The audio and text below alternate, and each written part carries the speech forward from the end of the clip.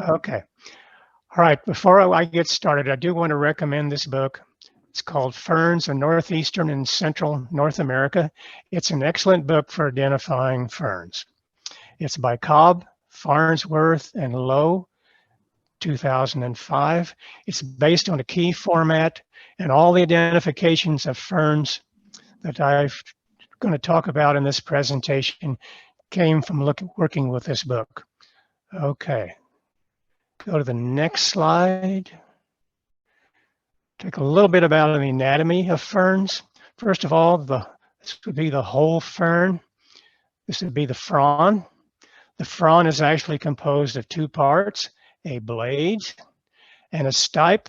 The stipe is the continuation of the stem starting here all the way up. It's called stipe. And then when it gets into the leafy portion of the fern, it changes the name to rachis. And that's the terminology I'll be using throughout the rest of the presentation.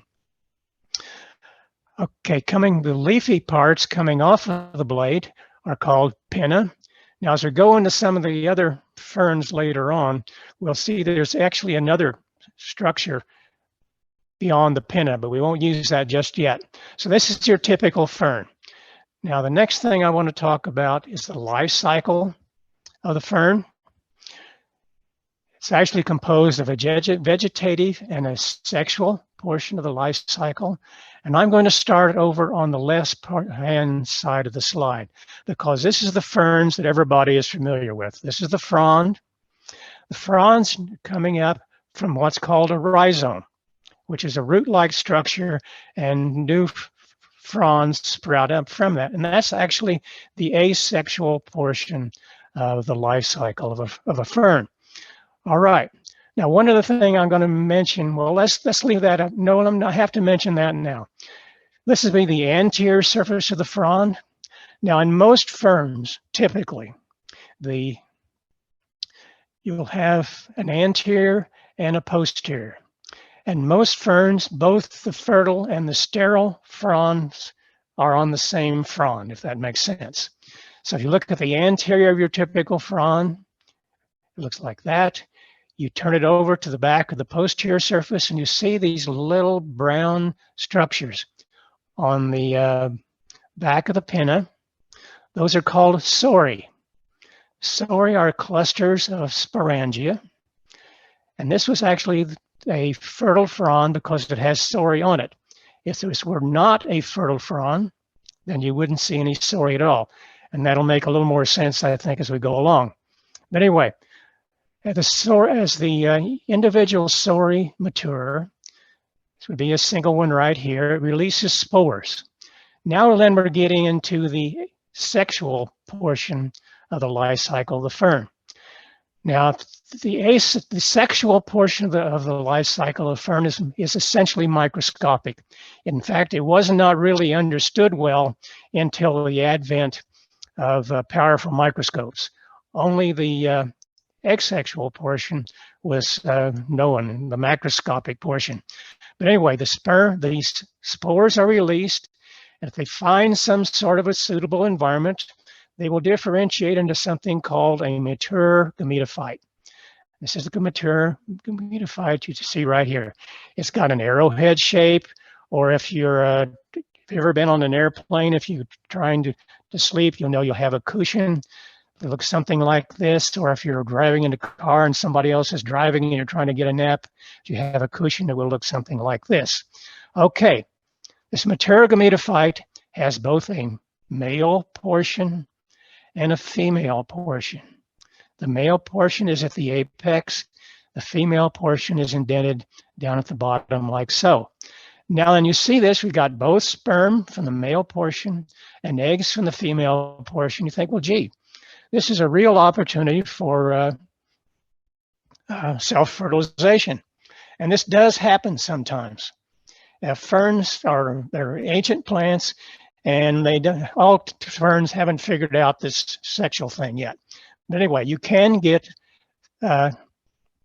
self-fertilization, but actually it rarely occurs because most ferns with the mature gametophyte, the sperm will develop first, and they'll go floating off, being blown off or whatever, before the eggs mature.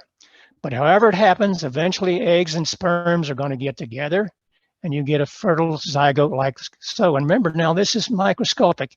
You would never see this out walking in a field or something like that where we're going this morning. Now the zygote will itself get blown around or float off or whatever, and if it finds suitable conditions, it's going to start producing new fronds. So now we've completed the cycle. We're coming back to the asexual portion. The rhizome is going to be giving rise to new fronds. Okay, let's go to the next slide. Now then, we're actually going to start we're going on a walk, virtual walk. We're starting at the top of the hill. It's flat here, and now we're looking down to what we're going to call Area 1.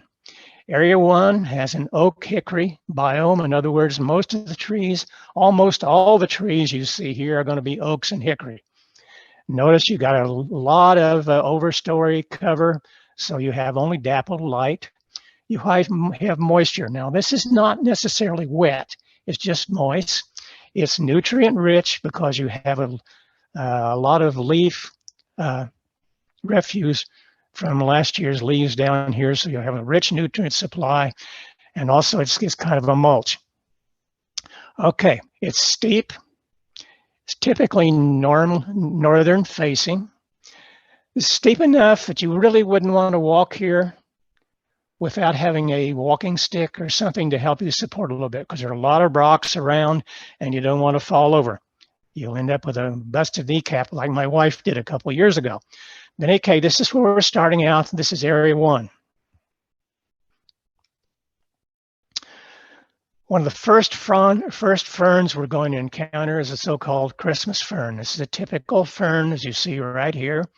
In fact, you're going to find this all the way along our walk, from Area 1 all the way down to at least Area 2. We're going to see Christmas ferns. You're going to see fewer of them, but you will see them all along. They're a very robust, adaptable fern.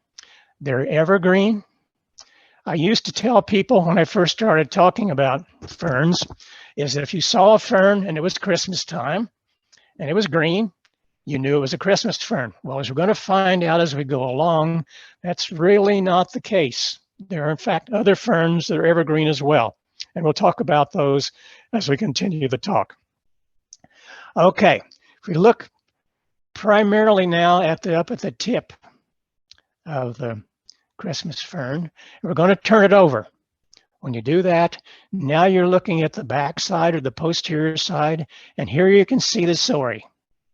So this is one of those typical cases where the same frond will have an asexual portion on the front where there are no sori, and you flip it over and you have the sori. So the fertile frond and the asexual or part of the frond is in the same frond, okay? Now, how do we know this is a Christmas fern? Well, of course, if it's Christmas time, well, that's a good chance you'll see a fern like that.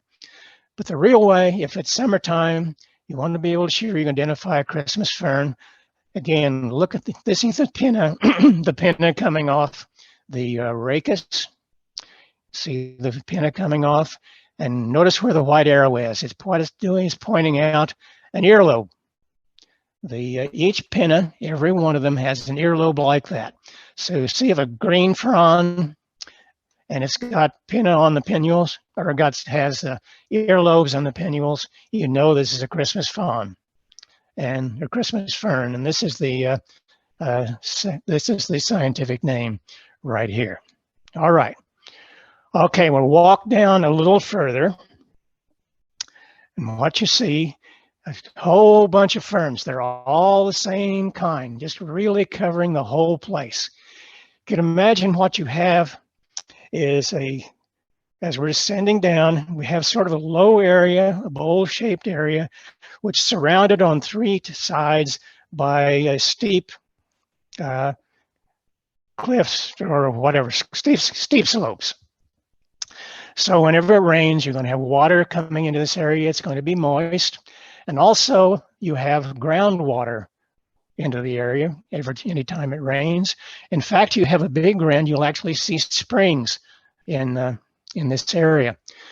This is a type of fern called a New York fern, scientific name. There's actually two different names for it. It's not evergreen. In wintertime, this fern will disappear completely. One of the ways to identify it, if you look over on this portion of the slide, this would be a fern frond. Notice the pinna in the center are the widest. If you go either to the tip or down to the stipe, that the pinna gets more narrow. This is very characteristic of the New York fern to do that. Okay, now we're going to look at a closer, higher magnification. Here's the rachis. Here are the pinna coming off like so. And notice there's a substructure. Now, the pinna has pinnules coming off the side. Very characteristic of a New York fern to do that.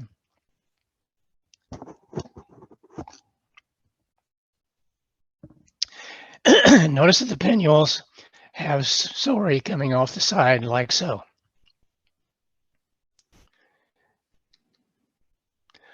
Okay, we're in exactly the same area.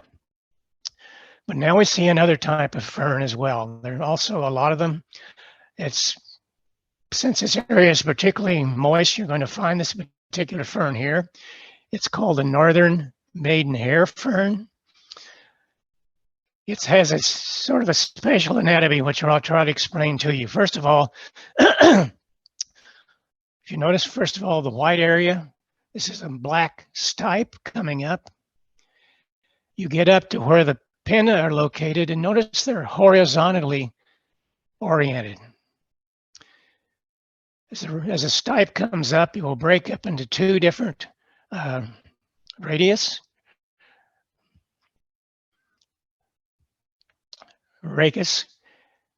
I think we can see that better if we go to the next slide. Okay, this is a higher magnification.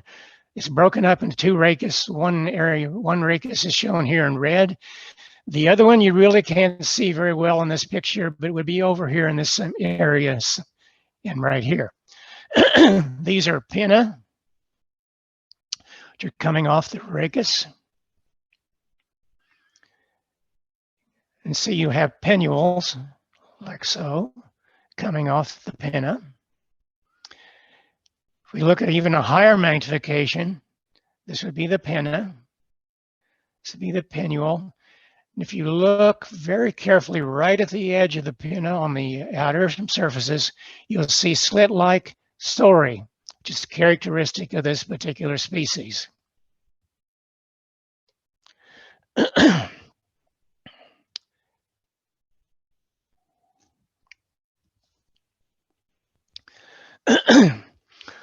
Okay, first of all, before we talk, here's the fern.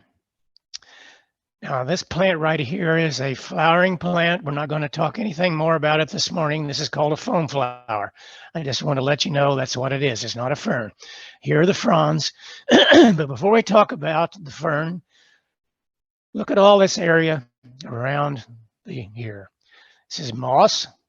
And what we have is a sandstone boulder, which is vertically oriented. It's running straight up and down, which is covered with moss.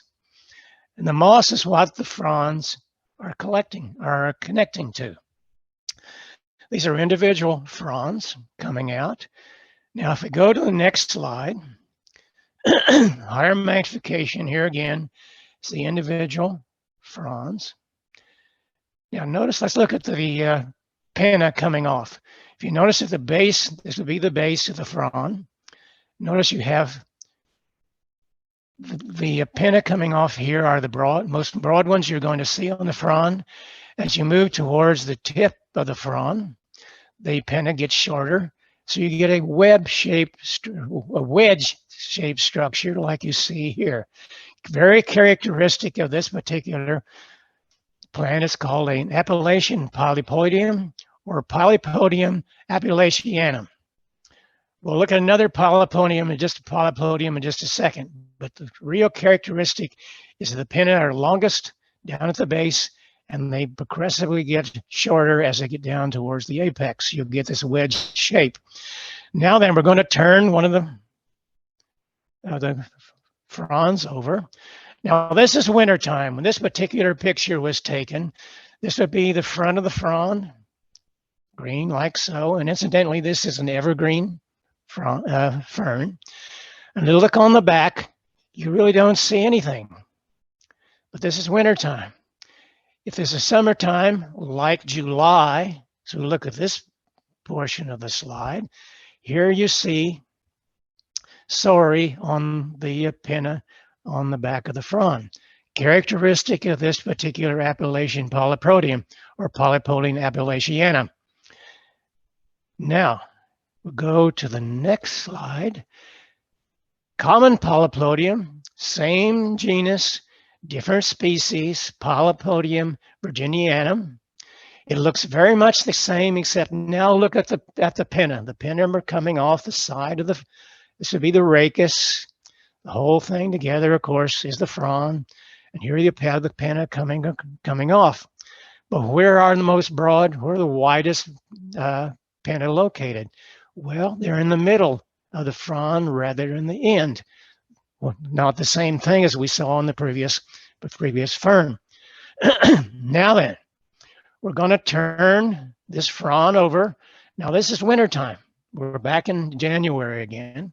We do that. And incidentally, this is also an evergreen fern. And even though this is January, you still see sorry on the pinna at the back. Very characteristic of this particular species, as opposed to the Appalachianum, which we just looked at. And notice it's overall a much longer, much larger frond. And again, it's growing on this mossy area on this vertical sandstone. All right, now then, this is a very different fern. This is actually a spleenwort. It's called the ebony spleenwort. Why this is spleenwort, we'll talk about just in a second, but don't pay attention to that right now. Again, it's an evergreen fern. Now, remember when we were talking about the life cycle of the fern a little bit ago, I told you that sometimes the fertile fronds and the sterile fronds were morphologically different from each other. It's very characteristic of the ebony spleenwort. First of all, this is the non-fertile sterile frond.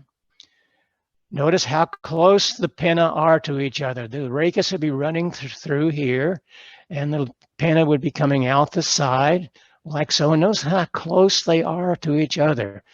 This is the vegetative, the non-fertile frond.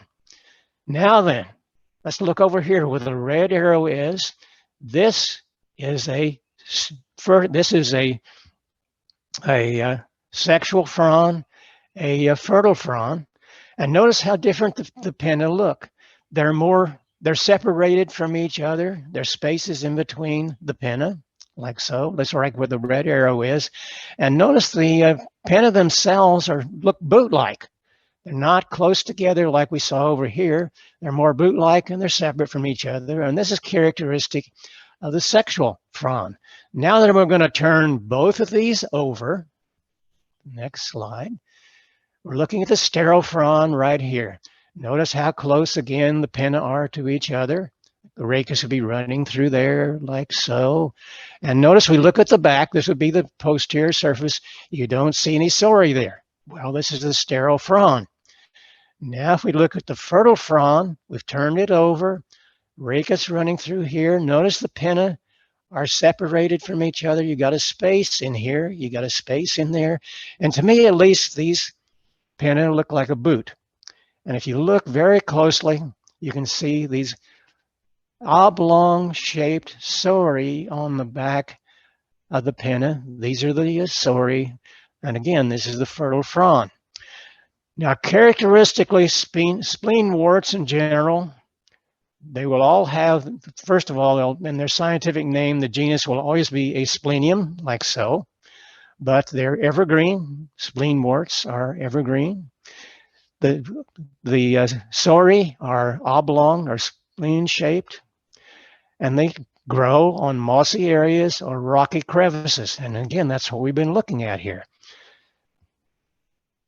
Again, this was a vertical sandstone with mossy on the side. And we're going to see some later spleenworts as we walk further down on our trip where you don't even see the moss anymore. Okay, next slide. Okay, we haven't really moved. We're not walking. Remember, I told you on this hike, you don't want to be looking at ferns and walking at the same time. Otherwise, you're going to end up on your face because it's very rocky. You can really stumble. So all we're going to do, we were looking at the ebony spleenwort, we're looking at this vertical rock, and now we're going to turn 180 degrees, and we're going to look at a very different fern. This is soil.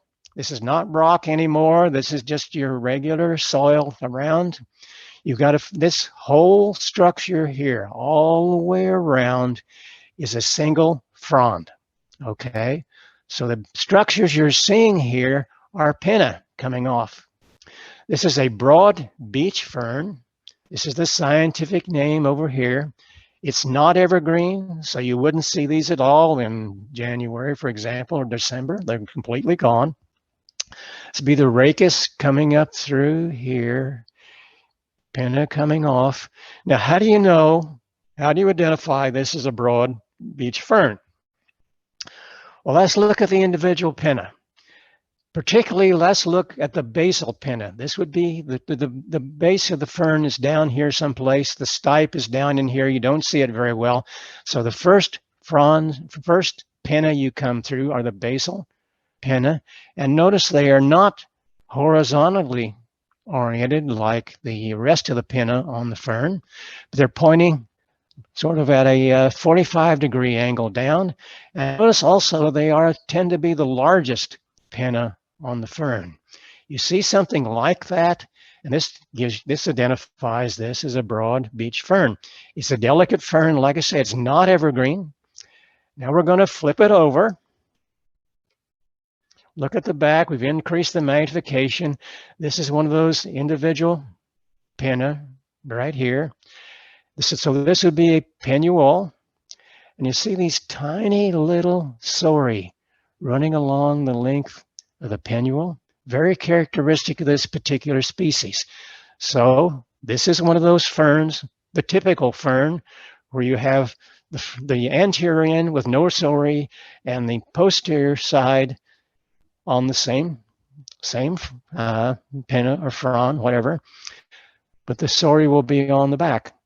And they look exactly the same. They are the same, as a matter of fact. Okay, let's go on down a little further.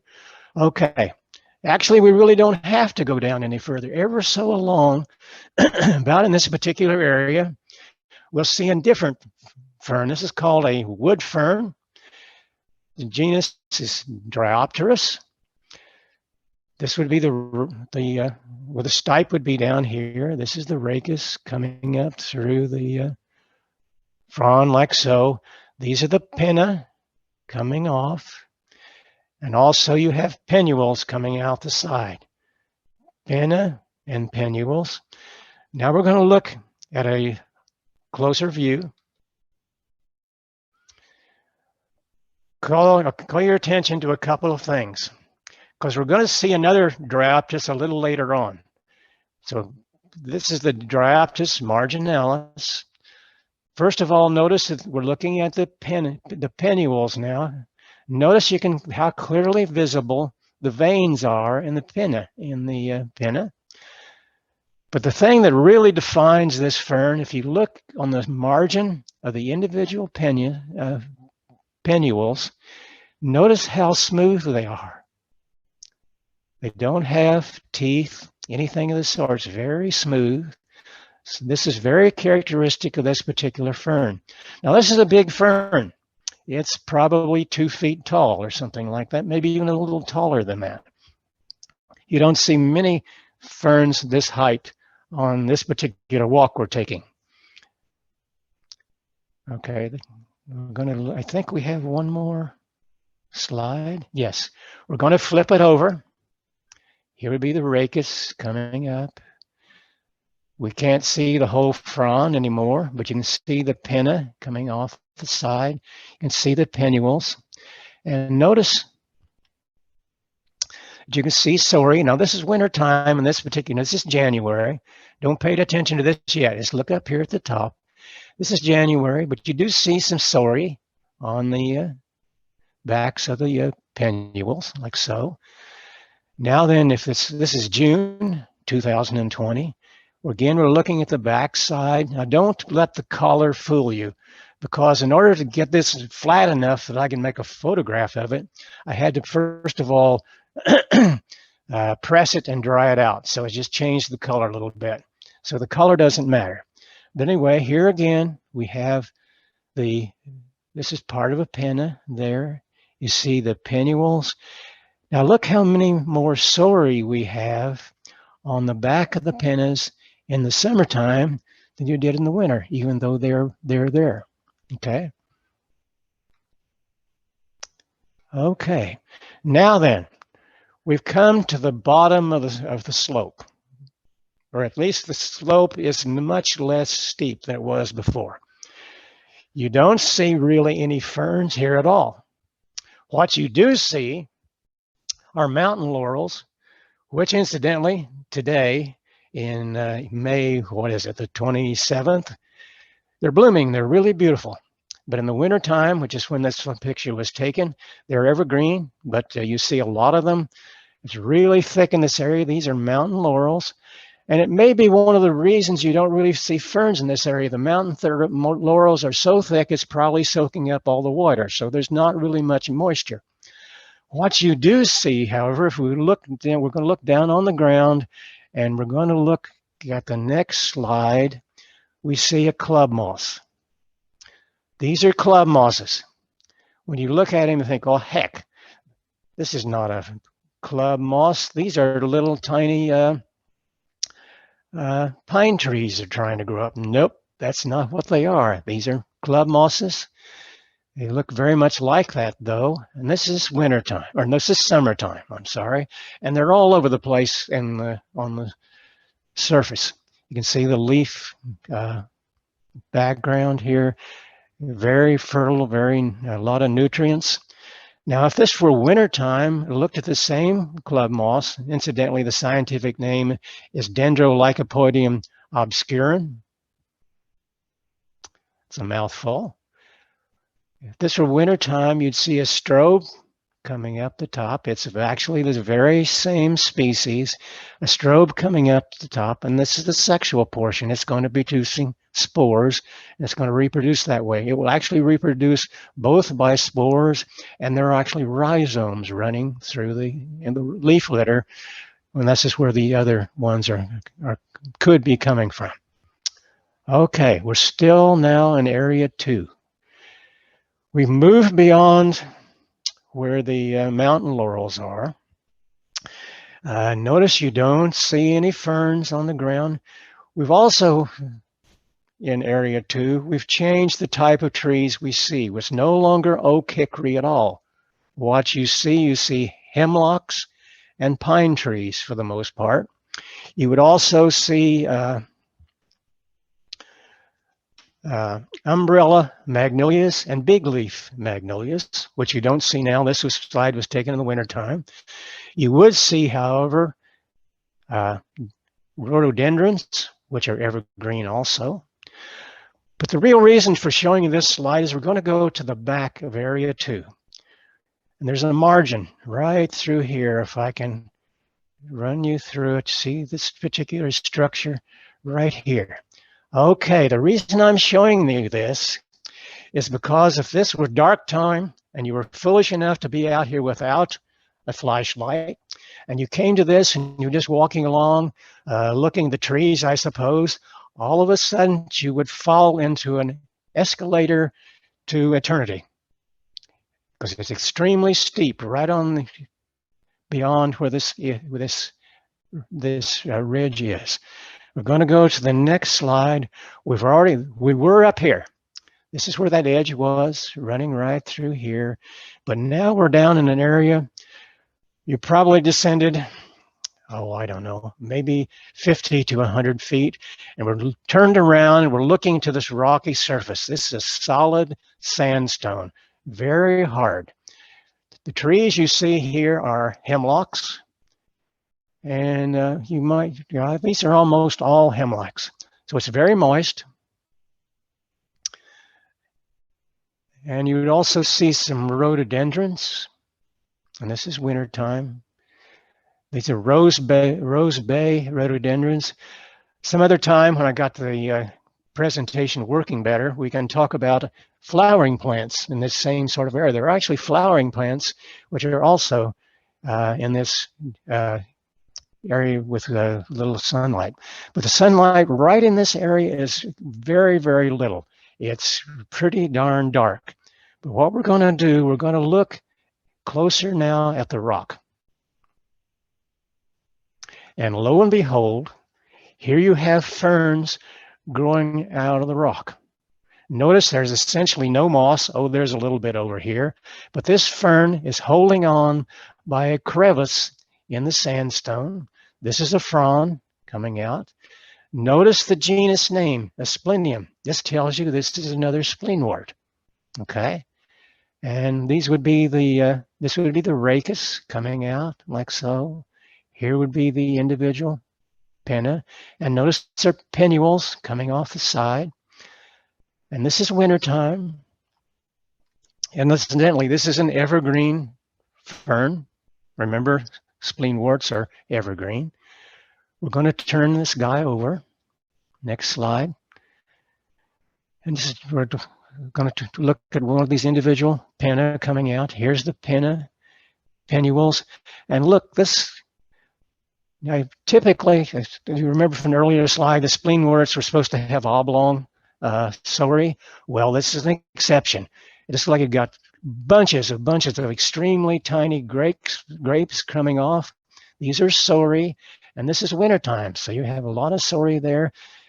And it's just really unusual because this fern is getting all of its nutrients, very little sunlight, but it's getting enough, it can generate chlorophyll from the minerals in the sandstone and from its own photosynthesis. And it is evergreen. Okay, now then, we're going to turn around 180 degrees. Well, just telling you, this is area 3, okay? I didn't mention that before. But now we're going to turn around. Actually, we're not going to turn around yet. We're going to look at the sandstone and the areas in between the sandstones. We're going to see another wood fern. Okay. Again, these are pretty good sized ferns. They can be a couple feet long. This is another wood fern, genus Dryopteris, just like we saw before. But this is called Dryopteris intermedia. Okay, we're going to look a little more closely at this fern. Okay, this would be a single frond coming out like so. These are the pinna coming off the side. You can see the pinnules, and we're going to look even more closely. Here's the rachis, here's the pinna, there's the pinnules, and those little structures coming out the side. Now look at the teeth. There are teeth on the surface of the pinnules. Remember the other Dryopteris, the Dryopteris marginalis, which we saw, didn't have any teeth on the surface. It was very smooth. It's another Dryopteris intermedia, but here the pinna are toothed like you see here. And this is another evergreen fern. You can see it wintertime as well as the summertime. Okay, I'm going to look now. I'm going to look on the back. All right, the marginalis.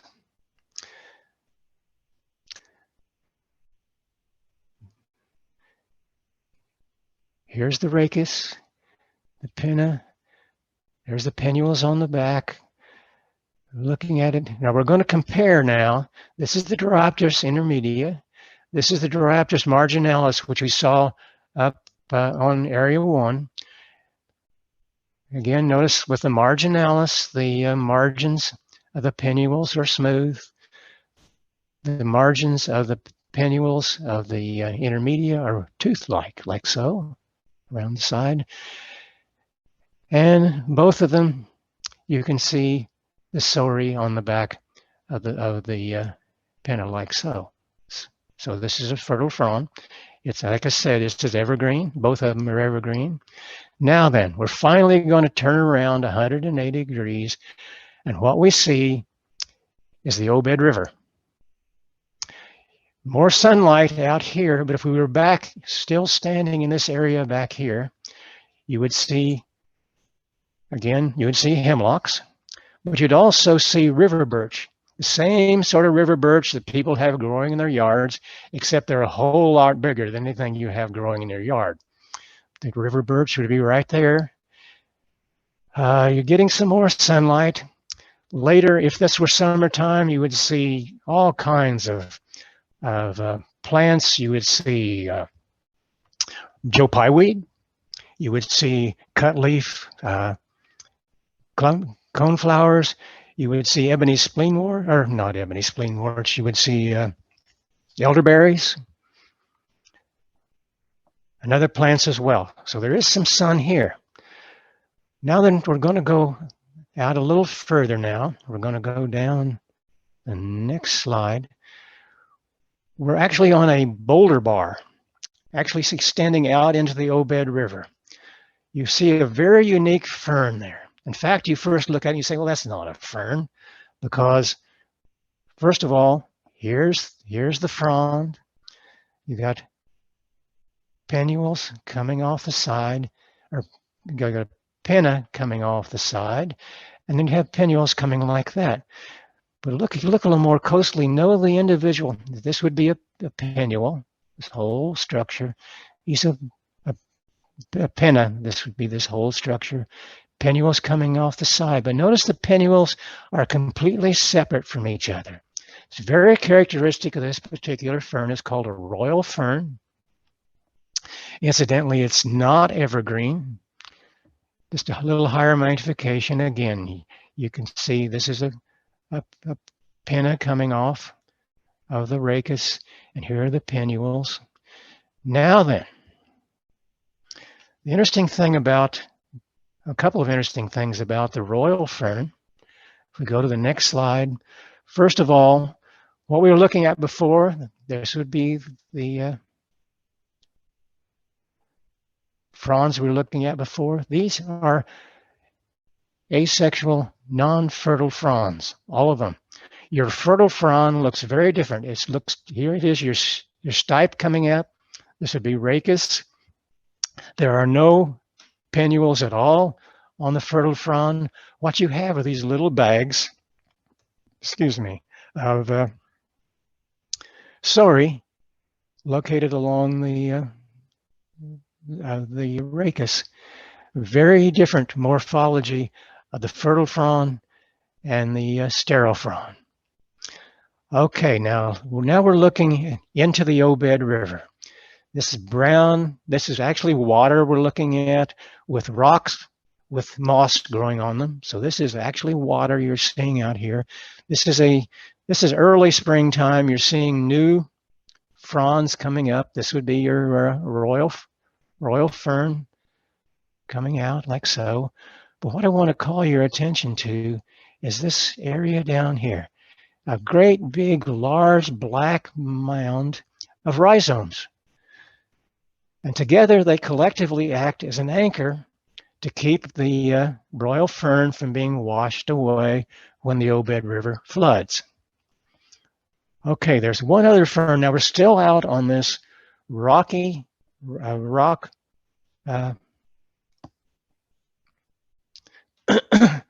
boulder area. There's another fern here. It's called a bracken fern. There is a scientific name. Now, incidentally, the royal fern is not evergreen. This fern also is not evergreen. In the wintertime, there'd be no ferns at all on this boulder bar. It's not evergreen. It's a very invasive fern. In fact, I think this fern would grow everywhere. It would grow up area 1. In fact, I think it would probably almost grow in the sunlight. It's very, very hardy. One of the bad things about it is it's toxic. It produces a carcinogenic compound.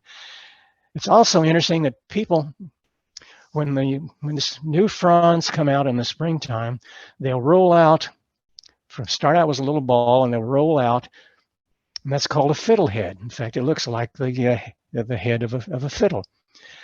People will actually eat the fiddleheads of this particular fern. This particular fern is found all over the world, as a matter of fact. They will eat it, but they cook it first. They cook it. It kills the toxin, and it's in fact edible. But don't try to eat the fern otherwise. Now, one of the characteristics of this particular fern, this would be a single frond. There'll be several. Let's go to the next slide. This would be a single frond, like so. And we start out, first of all, at the tip. Notice the pinna, first of all, are not toothed at the top, but as you go further down the length of the fern, you get down near the tip. There would be the stipe down here. Notice you start getting pinnules coming out of the side of the fern, out of the side of the pinna. So you don't see any at the top, and then you see them down at the bottom. A little higher magnification, and I don't know whether you'll be able to see this or not. You could if we were able to go to full screen, but if you look at the pinna, you have very fine little veins coming out the side, very delicate veins coming out the side. Okay. Now, where are the sori? The sori are not always present. They are hard to find, and supposedly they're scattered along the pinna, and to be honest, I haven't found any yet, so I don't have a picture of them. But anyway, that's the bracken fern, and that is the end of the presentation.